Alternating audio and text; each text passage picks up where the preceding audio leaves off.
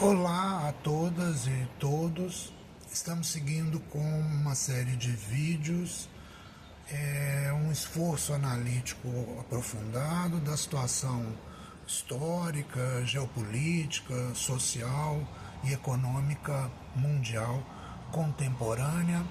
E quem está me acompanhando sabe que eu estou fazendo um regresso sobre textos e análises que eu venho fazendo nos últimos anos, e estamos já muitos vídeos focalizados numa sala de situação, uma análise circunstanciada, né? Portanto, ali em torno do segundo semestre de 2024.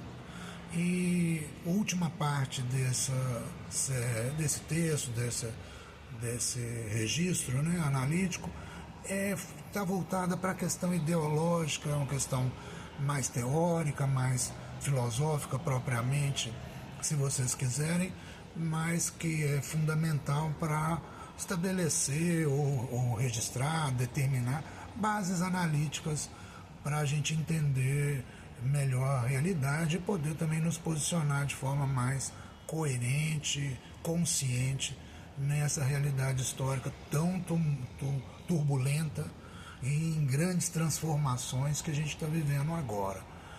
Nesses vídeos anteriores, com esse foco ideológico, eu tratei primeiro da oposição entre anarcocapitalismo e anarcocomunismo, tentando demonstrar como o anarcocapitalismo termina sempre numa forma de autoritarismo absoluto, sem barreiras, por parte dos detentores de capital.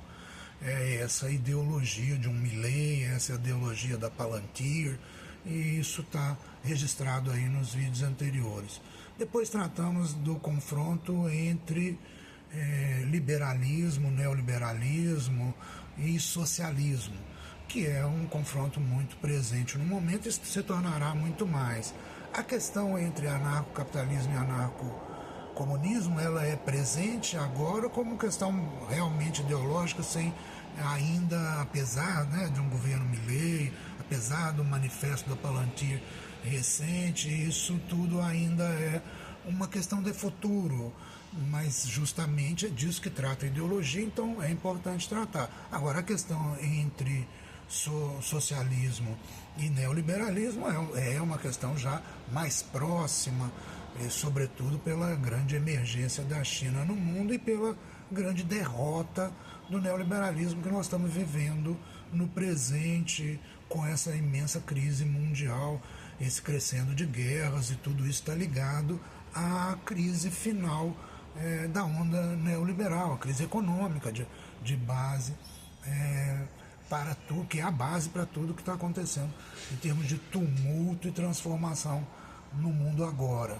E depois tratamos da questão que é a forma como o senso comum político, ideológico, trata a questão ideológica predominante ou preponderantemente no momento atual, que é a questão entre democracia e autoritarismo, mostrando aí que, sobretudo para os países de terceiro mundo, como a gente chamava antigamente, os países pobres, os países secundários dentro da estrutura capitalista, do sistema capitalista mundial, para nós a democracia sempre é uma farsa com componentes de autoritarismo muito presentes, muito fortes, e também é uma farsa a sustentação democrática pelos países centrais, porque eles impõem ditaduras, sustentam e intervêm de forma violenta sobre os países do seu entorno ou sob sua dominação, mesmo que indireta. O caso mais exemplar é o que os Estados Unidos faz mundo afora e, sobretudo, aqui na América Latina, principalmente. E agora nós vamos tratar, é a última parte dessa sala de situação de 2024, e nós vamos tratar especificamente da questão da via social-democrática, que é ainda de grande relevância para o mundo e continuará sendo nos próximos anos. Então, esse vídeo hoje tem como título o elogio crítico da via social-democrática. Eu sou Paulo Fleury Teixeira, sou filósofo e médico, e vocês vão me dar grande alegria na medida em que me ajudem a analisar essas situações. Se esforcem comigo quem se interessar por isso. Eu estou sempre interessado no debate, na parceria. Essa é a minha visão em geral. Vamos lá. É claro, e não deve haver dúvida, que o avanço social-democrático e o avanço socialista de todo o sistema econômico capitalista mundial, isso vem ocorreu sobretudo de forma muito intensa aí a partir do fim da Segunda Guerra Mundial, mas já da década de 30, 20, seus primeiros tentativas, a década de 30 as coisas começaram a deslanchar, e no fim da Segunda Guerra Mundial dominou o mundo uma onda social-democrática e socialista, e depois foi superada pela onda neoliberal. Mas mesmo com todos esses 40 e tantos anos de onda neoliberal, a gente ainda persiste com grande embasamento social-democrático no mundo todo, e claro que sobretudo nos países ricos, hegemônicos do sistema, né? Mas esse avanço, atualmente, e no seu próprio processo é assim, e agora certamente, sem dúvida, ele só pode realmente ocorrer com o avanço também do globalismo e da governança global, da integração mundial. Não há como agora evitar essa questão que nas décadas anteriores foi evitada, e foi justamente por questões de necessidade histórica, a onda neoliberal que forçou essa grande integração econômica mundial, e agora se tornou irrefutável, digo, insuperável, ou não se pode mais evitar, inevitável, era essa palavra que estava me fugindo, se tornou inevitável enfrentar essa questão. O avanço socialista, o avanço social-democrático até, só poderá acontecer, e acontecerá, com essa, em par e passo, né? Com o avanço do globalismo e da governança global. Isso é correspondente ao processo progressivo de integração mundial das economias nacionais, e é necessário para a sua continuidade, para o seu avanço, para o seu desenvolvimento. Essa força é, ao fim, insuperável. Mesmo com todos os esforços geopolíticos, de guerra comercial, com as guerras físicas, militares, né? Ao fim isso se imporá, como tem ocorrido no sistema capitalista mundial contemporâneo nos últimos 100 a 200 anos, como tendência predominante e resultado líquido, apesar dos períodos de grave crise e regressão. Ou seja, apesar dos períodos de crise e regressão, nós tivemos nesse período sensível aumento, sensível ganho, sensível desenvolvimento no sentido socializante, socialista e social-democrático, e no sentido da integração e da governança mundiais. Isso é inegável, apesar, repetindo, das regressões.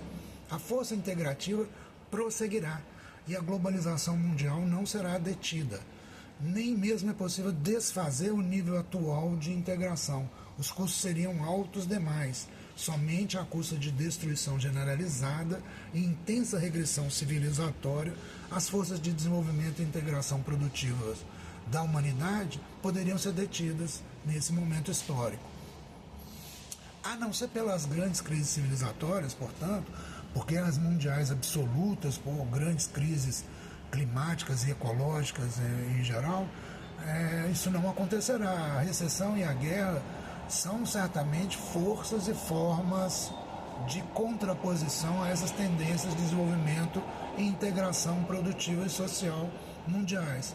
Seus custos são, no entanto, muito altos, como temos visto a própria Europa pagar agora, continuamente, por conta da guerra proxy contra a Rússia, por exemplo, e agora também por conta da própria guerra dos Estados Unidos e Israel contra o Irã. Não só, né, a Europa, mas a Europa é bastante exemplar, porque se trata de um centro hegemônico no mundo. temos a possibilidade de sair da situação atual de crise pela via da maior socialização e maior desenvolvimento da governança global, ou pela via do aprofundamento da crise e da ampliação e generalização das guerras. Não vejo outras alternativas a isso. É claro que não podemos ficar presos apenas aos limites democráticos do Estado capitalista. Não é isso que nos interessa. Isso não interessa de fato a ninguém, a não ser os que realmente se beneficiam dele. E nós sabemos quem são. Mas não podemos confundir aqui a teoria com a prática. A gente quer algo além da social-democracia, digamos assim. Não somos sociais-democratas nesse sentido, mas devemos reconhecer que a social-democracia tem um importante lugar histórico ainda no presente. Há um caminho objetivo que a realidade histórica revela e que não se deve negar. Os fatos são os fatos e falam por si mesmos, ainda que a gente sempre vive em batalhas ideológicas e, portanto, de interpretações. E o que os fatos mostram é isso que eu acabei de dizer. A social-democracia ainda tem um papel histórico relevante no mundo, nos países hegemônicos, mas em outros também, especificamente, por exemplo, aqui no Brasil. Havia, do meu ponto de vista, na minha vida, sempre houve um instinto, digamos assim, anarquista em mim, desde sempre. Mas foi numa forma de ortodoxia marxista, onde na minha formação filosófica, onde eu encontrei fundamentos e um caminho intelectual para desenvolver esse meu instinto anarquista. Como se pode ver, o paradoxo sempre foi um grande companheiro da minha vida e da minha consciência. Quem acompanhou algum dos vídeos anteriores, os textos anteriores, vai notar que eu tratei desse aspecto do pensamento paradoxal como uma conquista heurística. Mas não vamos estender sobre isso agora. A ontonegatividade da política, era esse o termo que se usava nessa escola de ortodoxia marxista para designar esse caráter, essa condição inerentemente negativa, perversa ou alienada, estranhada, como se queira dizer, da política. A política, então, enquanto tal, como nós a conhecemos e como ela é na realidade, é sempre uma usurpação da vida social livre e ativa, dos indivíduos livres e ativamente associados na vida produtiva e social em geral. É sempre uma forma de poder sobre os indivíduos, alheia a eles, imposta e, portanto, ilegítima. Curiosamente, temos que concluir, temos que aceitar, e novamente fazemos elogio ao raciocínio paradoxal, que a democracia política ocidental, como a forma mais desenvolvida, como a melhor forma de política, ou a pior, exceto todas as outras, como disse um poderoso imperialista, a mais perfeita forma, para quem aceita esse termo, a perfeição, essa forma de política deve ser, portanto, também, logicamente, a mais perversa, a mais negativa, a mais destrutiva até, se você quiser. O violento antagonismo político que marca os embates democráticos pode bem servir de exemplo disso, especialmente em momentos de crise. É curioso e é impactante ver como as democracias mais tradicionais e poderosas, em geral, fracassaram fortemente no manejo da situação de pandemia que a gente acabou de viver poucos anos atrás. Foi tudo errado e mal feito nesses países. Em grande parte das melhores e maiores democracias do mundo ocidental. Com certeza, o estúpido embate político democrático foi uma das causas mais importantes desse fracasso, nos Estados Unidos, no Brasil, por exemplo, e no mundo democrático em geral. No mundo ocidental, democrático em geral. Parece que isso é um fato que muito dificilmente pode ser contestado, basta olhar os resultados país por país e comparar. Pode ser contestado ainda que seja muito difícil de ser aceito. Ninguém fala disso, inclusive. Isso é um assunto proibido, de certo modo. Com certeza, o embate político, ideológico e irracional criou imensas dificuldades para respostas nacionais integradas, coerentes, efetivas e bem executadas nessas grandes democracias. Outro bom exemplo dessa irracionalidade destrutiva da política pode ser dado pela trajetória do PT e do PSDB na política brasileira. Do meu ponto de vista, os dois partidos eram muito mais próximos um do outro, ideologicamente, do que eles gostariam de se reconhecer.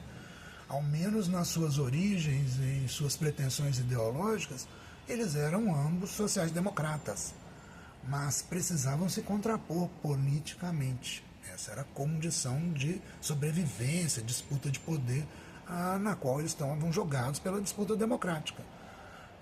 Este foi, na minha análise, um dos vícios maiores da nossa arquitetura política naquela época. Estes dois partidos emergentes, que por suas posições ideológicas eram irmãos, ou pelo menos colaboradores, ainda que críticos um ao outro, se tornaram inimigos, antagonistas principais no cenário político nacional. Isso trouxe consequências danosas, do meu ponto de vista. A gente podia estar bem melhor do que estamos hoje se não tivesse passado por esse antagonismo destrutivo entre esses dois irmãos ideológicos.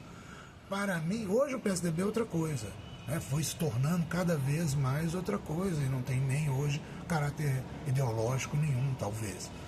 Mas, ao fim, esses dois são exemplos, são mais algumas evidências do caráter intrinsecamente negativo, perverso da política, algo que estava no DNA do grupo filosófico marxista, do qual eu estava mais próximo naquela época. A irracionalidade original de se submeter os destinos do ordenamento social através do peso do Estado ao crivo eleitoral em eleições nas quais se entrega os desígnios sociais ao estamento político de modo indeterminado, indefinido e objetivamente muitas vezes até ilimitado pelo período de vigência do mandato político conquistado, isso que parece ser uma grande, insuperável virtude da democracia, submete a sociedade à visão, às vontades, aos delírios e às perversões dos políticos de momento, com as eleições como o único momento de controle e manifestação da vontade popular. E sabemos o quanto essa vontade é manipulada pelo poder econômico e midiático nas mãos de certos estratos sociais. Não é difícil ver que isto se torna uma batalha constante pelo poder, pelas benesses e pelas vantagens que advêm de uma posição política, mesmo que transitória. Os que estão no poder farão de tudo para permanecer e os que estão de fora farão de tudo para derrubar os outros e subir. No Brasil, por exemplo, a perseguição e a morte fazem parte de um submundo da política. E em grande parte do mundo é assim que as coisas acontecem. Mas vamos admitir a idealidade burguesa da democracia dentro das regras do jogo. Isso termina sendo um modo de dominação e de manipulação sobre as massas populares que parecem incapazes, impotentes para tomar o poder em suas próprias mãos, apesar de ser a larga maioria da população.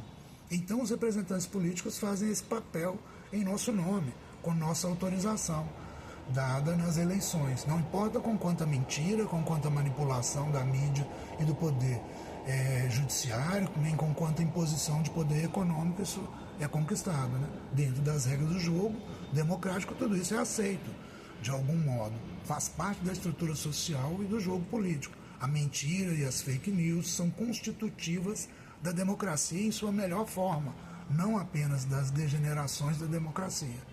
Mentir, manipular informações, iludir e dar falsas perspectivas para o público faz parte do jogo político democrático intrinsecamente.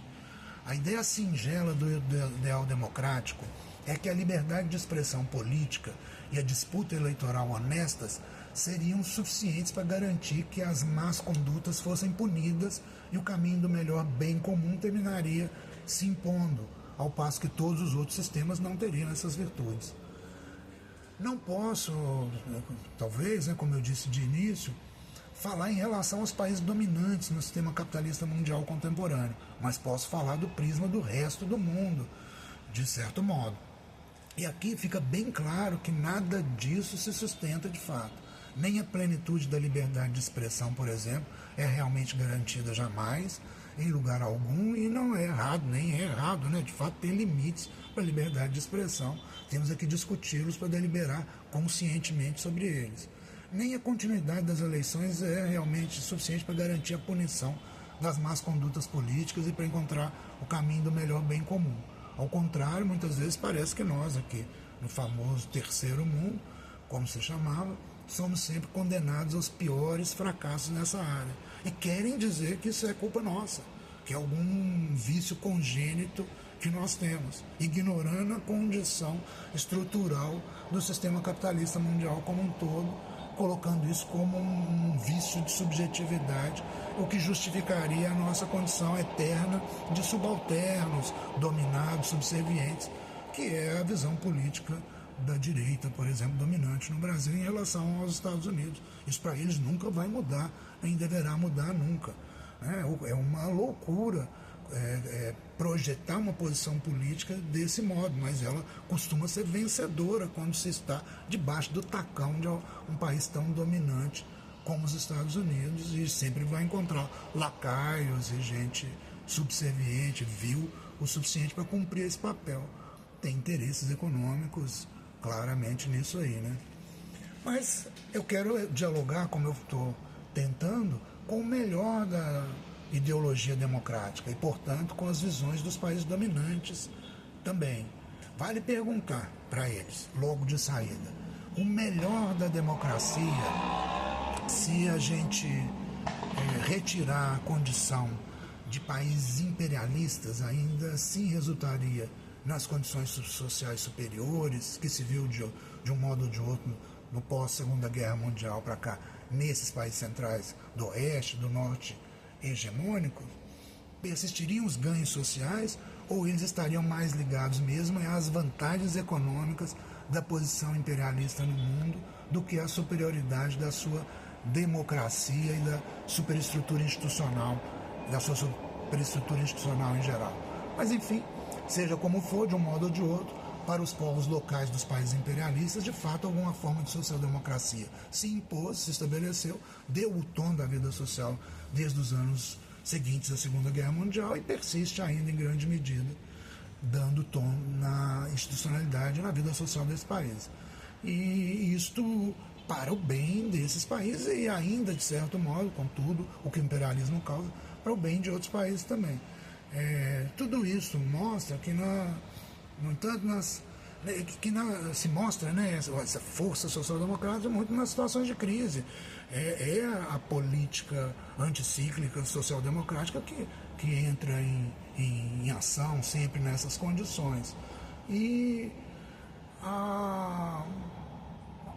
hoje, com a situação de crise grave, extrema que a gente está, a gente vê uma ascensão do fascismo nesses países.